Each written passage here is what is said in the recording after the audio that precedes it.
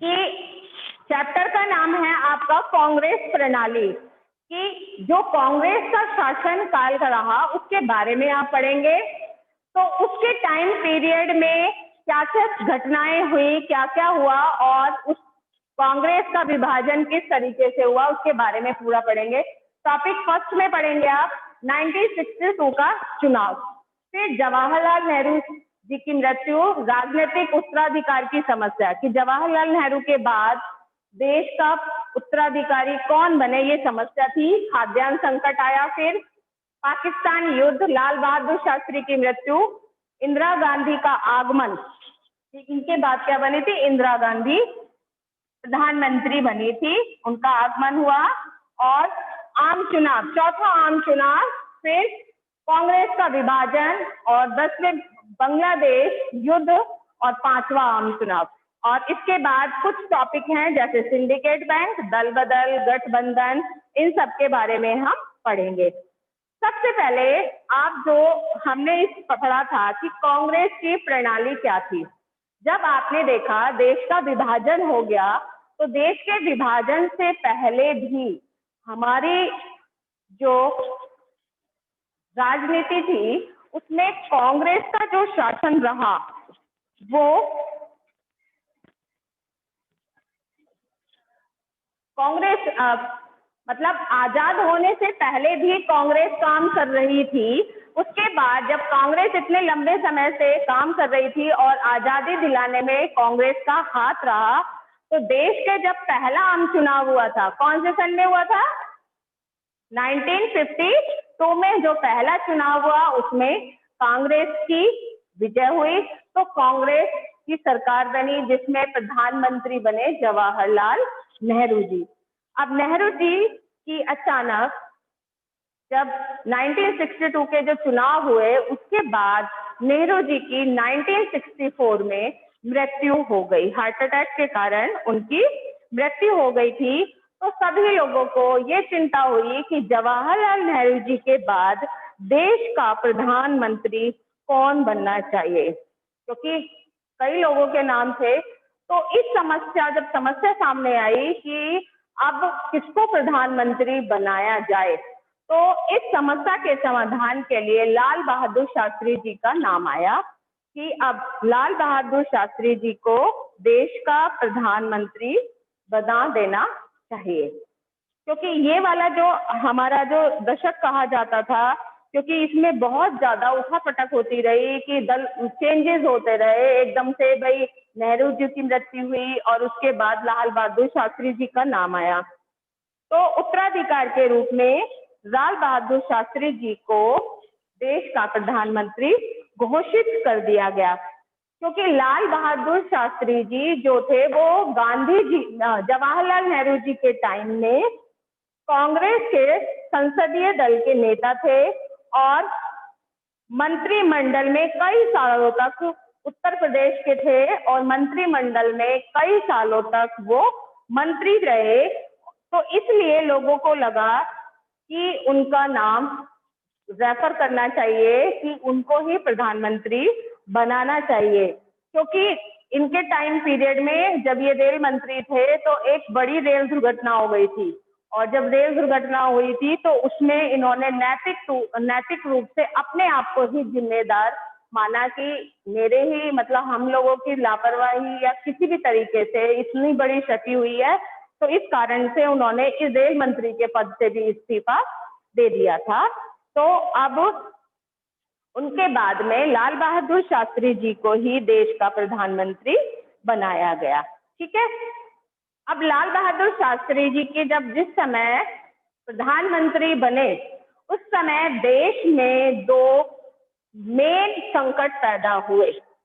वो दो मेन संकट क्या थे, पहला तो था खाद्यान्न संकट, यानी कि खाने की कमी होने लगी देश में।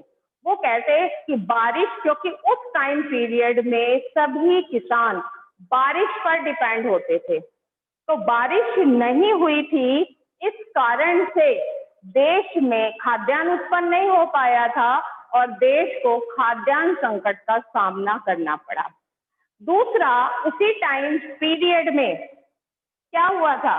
पाकिस्तान से युद्ध। क्योंकि पाकिस्तान से जब युद्ध हुआ, उन्हीं के टाइम पीरियड में हुआ, तो दोनों समस्याएं ऐसी हो गई, क्योंकि दोनों समस्याओं को देखकर लगा कि भाई अब देश पर संकट है। एक तो खाद्यान्न संकट आ गया और एक सीमा का संकट आ गया कि पाकिस्तान ने जल विवाद को लेकर भारत पर आक्रमण कर दिया था।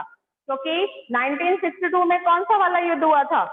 कौन सा युद्ध हुआ था? एक मैम भारत चीन युद्ध हुआ था 1962 में। हाँ, चीन में तो देखा, जब उन्होंने देखा चीन ने करा, तो पाकिस्तान ने भी उस स्थिति का कि भारत की स्थिति इस समय कमजोर है, तो पाकिस्तान ने भी भारत पर आक्रमण कर दिया। तो इस कारण से, क्योंकि 65 में हुआ था ये भारत और पाकिस्तान का जो 1965 हाँ, और एक 1971। हाँ 65 में हुआ। तो जिस समय शास्त्री जी प्रधानमंत्री रहे, तो उस समय देश के ऊपर जो दो संकट थे, पहला संकट था खाद्यान्न संकट और दूसरा था पाकिस्तान युद्ध, क्योंकि वो जल समस्या को लेकर, पानी के बंटवारे को लेकर उसने युद्ध कर दिया था। तो उस समय आपने देखा हो, लाल बहादुर शास्त्री जी का एक नारा था। क्या नारा ध्यान आ रहा है? जय जवान जय किसान, है ना? आपने नारा सुना है ना, जय जवान जय किसान। अब ये नारा भी इसी संकट को लेकर शुरू किया गया था। क्या भाई, उस समय खाद्यान्न संकट था देश पर, खाद्यान्न की पूर्ति करनी थी, तो इसलिए उन्होंने कहा कि भारत देश का किसान क्या है, उसकी जय हो, उसको इस खाद्यान्न संकट को पूरा करना है। दूसरा क्या था कि पाकिस्तान ने युद्ध किया, है ना? पाकिस्तान ने युद्ध किया, तो किसकी जरूरत थी? सैनिकों की जरूरत थी, जवानों की। तो इसी कारण से उन्होंने उस समय इस नारे को दिया था कि जय जवान जय किसान। लॉजिक समझ में आ रहा है? तो इसलिए उन्होंने कहा कि हमें दोनों संकट से देश को उबारना है। इसलिए उन्होंने किसानों का और जवानों का, जो बॉर्डर पे सैनिक थे, सभी का आह्वान किया कि जय जवान जय किसान का नारा देकर उनमें जोश पैदा किया, ताकि वो इन दोनों संकट का सामना हम देशवासियों के लिए कर सकें। बात समझ में आ रही है बेटा?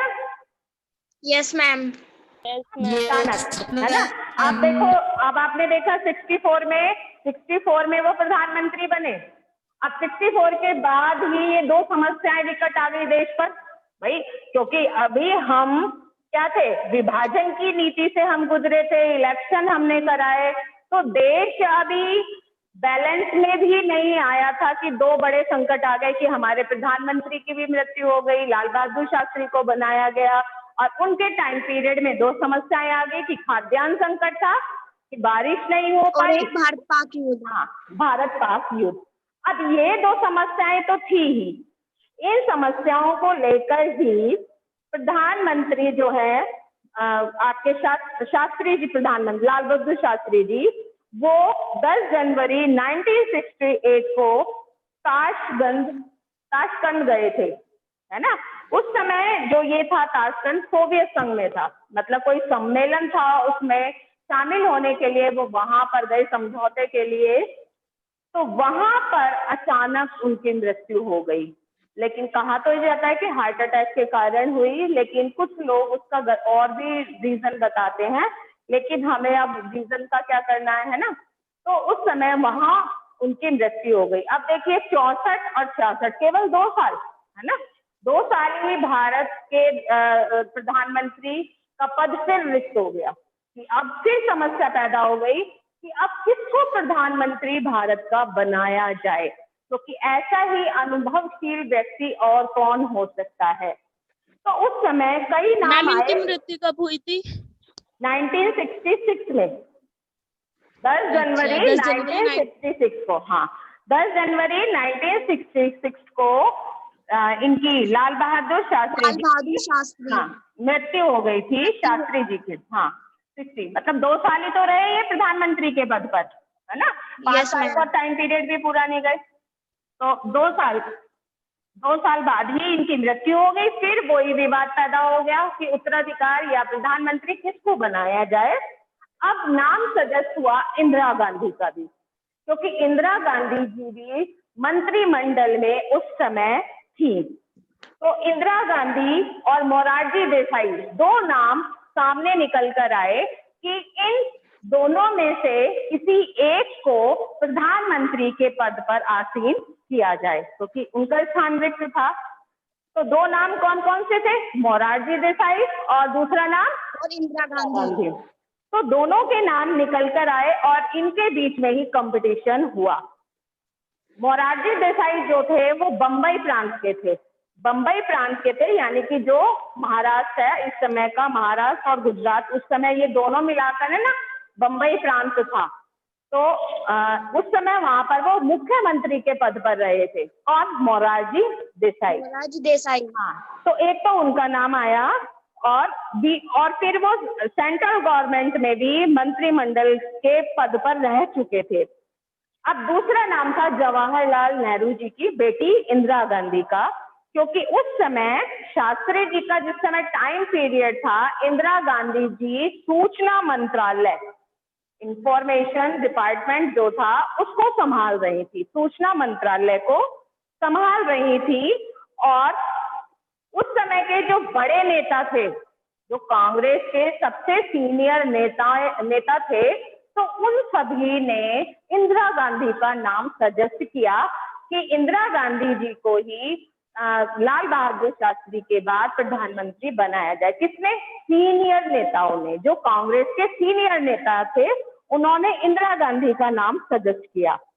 अब इस फैसले के लिए कि दोनों में से किसको बनाया जाए, कांग्रेस के सांसदों ने गुप्त मतदान किया, मतलब उसको ओपनली नहीं करा, गुप्त मतदान कराया कि आप गुप्त मतदान कीजिए और उसके जरिए जिसका नाम निकल कर आएगा उसको ही प्रधानमंत्री बनाया जाएगा। तो उसके बाद जो उस गुप्त मतदान हुआ, उसमें जो नाम निकल कर आया वो इंदिरा गांधी का आया। तो इंदिरा गांधी को प्रधानमंत्री बनाया गया। अब इंदिरा गांधी को प्रधानमंत्री बनाने के पीछे भी जो कांग्रेस के सीनियर नेता थे, उनका कुछ और ही लॉजिक था। वो उनका मानना ये था कि जो इंदिरा गांधी है, तो कि उन्होंने क्यों चुना उनका, उसके पीछे भी क्या रीजन था कि इंदिरा गांधी जी क्या है, नई है, अभी युवा नेता है, उनको इतना अनुभव नहीं है जितना हम सीनियर नेताओं को है। तो उसके लिए उन्होंने कहा कि यदि हम, भाई मोरारजी देसाई तो सीनियर हैं, उनसे कंपटीशन नहीं हो सकता, वो अपनी मर्जी चलाएंगे, लेकिन जो कांग्रेस के सीनियर और नेता थे जिन्होंने इंदिरा गांधी का नाम सजेस्ट किया था, तो उनका ये मानना था कि यदि हम इंदिरा गांधी जी को प्रधानमंत्री बनाते हैं तो वो हम लोगों की सलाह से ही काम करेंगी, ऐसा उनका मानना था। किसका मानना था? सीनियर लोगों का, कांग्रेस पार्टी की सीनियर लोगों का, सीनियर लोगों का। मतलब उन्होंने इस आधार पर ही उनका नाम सजेस्ट किया था कि ये हमारे अनुसार ही काम करेंगी, ठीक है। इस कारण से उन्होंने, जो सीनियर नेता थे, जो ये बड़े बड़े नेता थे, सीनियर नेता, इन्हीं को ही ग्रुप जो था, इनको ही हम क्या बोलते हैं, सिंडिकेट, इनको ही उस समय इनको नाम दिया गया था सिंडिकेट। जो कांग्रेस के सीनियर नेता थे, अनुभवी नेता, कांग्रेस के बड़े नेताओं को सिंडिकेट का नाम दिया गया था, बड़े नेताओं को। समझ में आ रहा है बेटा? Yes ma'am. कांग्रेस पार्टी थी, कांग्रेस पार्टी के जो सीनियर नेता थे, है ना, उस समय के, तो उन नेताओं को सिंडिकेट कहा जाता था। सिंडिकेट क्यों? क्योंकि बैंक के पास एक पावर होती है ना, तो इसलिए इनको सिंडिकेट नाम से संबोधित किया गया। क्लियर हो गया? सिंडिकेट, अगर शब्द एक वर्ड में आंसर देने के लिए आए तो आप ये लिख सकते हैं, कांग्रेस के सीनियर या बड़े नेताओं को सिंडिकेट कहा गया। हाँ, क्लियर हो गया इतना? हाँ जी मैम। अब चुनाव के समय इन सिंडिकेट नेताओं ने ही इंदिरा गांधी जी का समर्थन दिया, और क्यों दिया? क्योंकि उनका मानना था कि इंदिरा गांधी जी को कोई भी अनुभव नहीं है, वो हमारे इशारों और पर कार्य काम करेंगे। करेंगे। काम करेंगे। हाँ, हमारे अनुभव नहीं है और हम पर ही डिपेंड होकर काम करेंगी, हर चीज के लिए हमसे पूछकर काम करेंगी, इसलिए उन्होंने उनका नाम सजेस्ट किया था। क्लियर हो गया इतना यहाँ तक? किस तरीके से Yes, लाल ma'am. बहादुर शास्त्री जी की मृत्यु हुई और इंदिरा गांधी की एंट्री किस तरीके से हुई। क्लियर हो गया बेटा? अब उसके बाद आपका आता है चौथा आम चुनाव। अब आम चुनाव जो हुआ कौन से सन में हुए? 1967। किसमें? 1967 में चौथा आम चुनाव हुआ। पहला कब हुआ? 1952 में। दूसरा कब हुआ? 1957 और थर्ड कब हुआ? 1962 में हुआ। और चौथा हो गया आपका 1967 में। जो चौथा आम चुनाव हुआ उसमें बहुत बड़ा बदलाव आया धीरे धीरे। वो बदलाव क्या था? क्योंकि दो प्रधानमंत्रियों का बहुत जल्दी जल्दी क्या हो गया था? देहावसान हो गया था, मृत्यु हो चुकी थी। तो नए प्रधानमंत्री को पद संभालते हुए अभी पूरा 1 साल भी नहीं गुजरा था, क्योंकि 66 में हुई थी शास्त्री जी की मृत्यु और अगले ही साल क्या हो गए? चुनाव हो गए। तो अभी उन्हें 1 साल भी नहीं हुआ था पूरा कि चौथे आम चुनाव आ गए। अब चौथे आम चुनाव में भी जब हुआ तो देश को 2 स्थितियों का सामना करना पड़ा था। कौन सी थी 2 स्थितियां? मैम, एक खाद्य संकट और एक भारत-पाकिस्तान युद्ध। Very good. कि जिस समय चौथा आम चुनाव था देश को 2 स्थितियों का सामना करना पड़ा था। 2 युद्ध, चीन का भी युद्ध हुआ था उससे पहले और 2 बड़े नेताओं की मृत्यु हो गई थी। और खाद्य संकट यानी कि आर्थिक संकट भी देश पर था। और उस स्थिति के बाद क्या होना था? चुनाव होना था। यदि आप क्वेश्चन आपको यहाँ पर ये आ जाए कि जिस समय चौथा आम चुनाव होना था उस समय देश को किन किन संकटों का सामना करना पड़ा, तो उसमें आप आंसर ये लिखेंगे, आर्थिक संकट है ना, खाद्य संकट, विदेशी मुद्रा भंडार में कमी आ गई और सैन्य खर्चे में भारी बढ़ोतरी हुई, क्योंकि पाकिस्तान का युद्ध हुआ है ना भाई। पाकिस्तान का युद्ध हुआ और उससे पहले किसका हुआ था? चीन का युद्ध हुआ। तो दोनों युद्ध क्या हुए? चौथे आम चुनाव से पहले हो गए थे। अब दोनों युद्धों में क्या हुआ? सेना के ऊपर बहुत अधिक खर्च करना पड़ा भाई। जिस समय आपने पढ़ा हुआ है कि जिस समय युद्ध की स्थिति होती है उस समय सैन्य खर्चे ज्यादा बढ़ जाते हैं, है ना।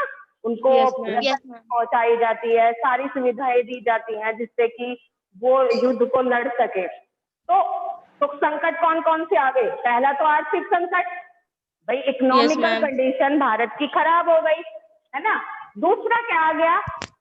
आर्थिक संकट हो गया, खाद्य संकट हो गया और तीसरा क्या हो गया? सैनिक खर्चों में इजाफा हो गया। तो आर्थिक संकट जब तो आया जब हम जो देश के डेवलपमेंट में पैसा लगाना था वो हम किस पर लगा रहे हैं? सैन्य खर्चों पर। सैन्य खर्चों पर लगा रहे हैं। तो हमारा जो जितना भी हमारी बचत थी, सेविंग थी हमारी, वो क्या हो गई? खर्च हो गई। तो मुद्रा भंडार में भी क्या आ गई? कमी आ गई। इसको बहुत अच्छे से समझ लो। आर्थिक संकट, आर्थिक संकट, हाँ, आर्थिक संकट क्लियर है? कौन सा? इकोनॉमिकल कंडीशन हमारी क्या हो गई? खराब हो गई। दूसरा भाई, हमारे यहाँ खाद्य गेहूं और इन सब की उपज नहीं हुई तो हमें वो दूसरे देशों से मंगाना पड़ा, है ना, खाद्य संकट को दूर करने के लिए। तो उससे भी मुद्रा की कमी आई। तीसरा क्या है? सैनिक खर्चों पर, सैन्य खर्चों पर और मुद्रा में कमी, सैन्य खर्चों में इजाफा या बढ़ोतरी, कुछ भी वर्ड यूज कर सकते हैं आप। और चौथा क्या था? मुद्रा भंडार में कमी। हाँ, मुद्रा भंडार में कमी। तो ये सारे क्या है? हमारे उस समय की स्थिति थी, हमारे पे क्या क्या परेशानियां आई, क्या क्या संकटों का हमने सामना करना पड़ा। तो हाँ, तो ये सारी चीजों का सामना किसको करना पड़ रहा है? जो एट प्रेजेंट में प्रधानमंत्री बनी हुई हैं इंदिरा गांधी, हाँ, उनके टाइम पीरियड में ही ये सारी चीजें ही आ गई। तो उनको भाई 1 साल भी पूरा नहीं हुआ, तो उन्हें लगा कि ये सब हमारे अनुभव, इनको अनुभव नहीं है और हमारे अनुभव के आधार पर ही ये राजकाज को संभालेंगी और हम उनका इस्तेमाल कठपुतली की तरह से करेंगे, कि जैसे कठपुतली को इशारे से घुमाया जाता है, तो इंदिरा गांधी जी वैसा ही करेंगे। लेकिन आर्थिक स्थिति की विकटता के कारण कीमतों में तेजी से इजाफा हुआ। भाई जब आर्थिक संकट आ जाता है तो जो देश में भाई पैसा कहाँ से लिया जाए, तो आम नागरिक से ही लिया जाता है। तो उसके लिए क्या हुआ कि महंगाई बढ़ गई, भाई टैक्स बढ़ा दिए जाते हैं, है ना, ये तो आपको सबको मालूम है। जैसे आप आजकल का टाइम पीरियड देख रहे हो कोविड-19 के, उसमें आप देख रहे हो ना, जो जरूरत की चीजें हैं सबके रेट थोड़े से हाई हो रहे हैं, बढ़ चुके हैं, इजाफा हो रहा है उनमें, है ना। तो ये सब क्या है, ये भी इस समय देश पर क्या है, आर्थिक संकट, क्योंकि भारत देश की भी क्या है, इकोनॉमिकल कंडीशन इस समय थोड़ी सी गड़बड़ हो रही है, क्योंकि उसने इस महामारी के चक्कर में आम नागरिकों की सुरक्षा के लिए बहुत सारा पैसा खर्च करा है। भाई आपने राशन बंटवाया है जगह जगह, और अब भी आप देख रहे हैं राशन की दुकानों पर 2-2 बार महीने में 2-2 बार राशन उपलब्ध कराया जा रहा है, ताकि जो आम नागरिक है, जो गरीब वर्ग है, वो यानी कि आर्थिक संकट के कारण मतलब खाने पीने की चीजों से ना रह जाए, इसलिए उनको महीने में 2 बार राशन की सुविधाएं दी जा रही हैं। ठीक है, तो इस समय का जब ऐसा संकट आता है तो वो उससे क्या होता है, कीमतों में इजाफा हो जाता है ना। लोगों की आवश्यक वस्तुओं की कीमतें क्या हो जाती हैं, बढ़ जाती हैं। हाँ, और बढ़ी हुई बेरोजगारी और देश की दयनीय आर्थिक स्थिति को लेकर क्या होते हैं, विरोध होने लगते हैं। जैसे आपने देखा जगह जगह भाई, जब जिस समय लॉकडाउन हो रहा था, लोग सब घर में थे, जिनके पास जितना जमा पैसा था, भाई गरीब लोग जो डेली बेसिस वाले हैं, उनके पास ज्यादा लॉन्ग टाइम के लिए तो पैसा नहीं था, तो जितनी भी उनकी सेविंग थी, जब उनकी सेविंग खत्म हो गई तो वो प्रदर्शन करना शुरू कर दिया था उन्होंने कि हमें अपने घर भेजिए, हम तो वहां चले जाएंगे जब हमारे लिए यहाँ पर रोजगार नहीं है ना। तो ऐसी स्थिति हो जाती है, तो बंद और हड़ताल की स्थिति पैदा हो जाती है। तो सेम ऐसी ही चीजें उस समय बन गई थी, परिस्थितियां ऐसी ही बन गई थी, और जो उस समय था, 1 अमेरिकी डॉलर की कीमत 5 रुपए कर दी गई थी। उस समय जो 5 रुपए थी वो 7 रुपए हो गई। 1 अमेरिकी डॉलर की कीमत 5 रुपए थी, वो 5 रुपए से बढ़ाकर कितनी कर दी गई, 7 रुपए हो गई। तो इस तरीके से उस समय इन परिस्थितियों को देखते हुए चुनाव कराए गए, है ना। तो चुनाव करने के बाद लोग क्या थे, आक्रोश में थे, हड़तालें हुई। तो धीरे धीरे जो कांग्रेस में क्या होने लगा, धीरे धीरे विघटन होना शुरू हो गया कांग्रेस में। मतलब कांग्रेस के खिलाफ जो है लोगों ने प्रदर्शन, भाई अब जिसका टाइम पीरियड होता है उस सरकार के खिलाफ ही तो प्रदर्शन होता है। तो उस समय में भी हाँ, कांग्रेस के खिलाफ जो विपक्षी दल जो थे, उन्होंने सरकार पर दबाव डाला और लोगों के साथ मिलकर उनके साथ विरोध करना शुरू कर दिया। और कांग्रेस की विरोधी, हाँ, कांग्रेस की जो विरोधी पार्टियां थी, जो विपक्ष वाले थे, उन्होंने अब ये महसूस करने लगे कि अब उनके जो वोट हैं वो क्या होंगे, बट जाएंगे, है ना। क्योंकि सरकार से, कांग्रेस की सरकार से लोग जो है वो खुश नहीं हैं, क्योंकि कीमतों में बढ़ोतरी हो गई, लोग बेरोजगार हो गए। तो उस समय की स्थिति का फायदा किसने उठाया, जो विपक्षी पार्टी थी। उनको लगा जैसे कांग्रेस पूर्ण बहुमत से पहले आ गई है, अब उनकी जो वोट है वो बच जाएंगी अब, और कांग्रेस क्या हो जाएंगे, उनको सीट नहीं मिल पाएगी और वो सत्ता से कांग्रेस, हाँ, जो इस समय कांग्रेस जो है सत्तासीन है, जो दल अपने कार्यक्रम और वो क्या है बिल्कुल अलग हो जाएंगे। अब कुछ राज्यों में तो कांग्रेस विरोधी मोर्चे बनाए जाने लगे और राज्यों में इंदिरा गांधी की अनुभवहीनता और कांग्रेस की अंदरूनी, क्योंकि अब लोगों को लगा ना कि धीरे धीरे कांग्रेस में कुछ लोग तो इंदिरा गांधी के पक्ष में है, कुछ लोग उनके एंटी हैं, तो उसमें भी विरोध उत्पन्न हो गया। एक दल में जब इस तरीके से विरोध उत्पन्न हो जाते हैं तो क्या होता है, वो दल भी टूट का शिकार हो जाता है। मैम एंटी मतलब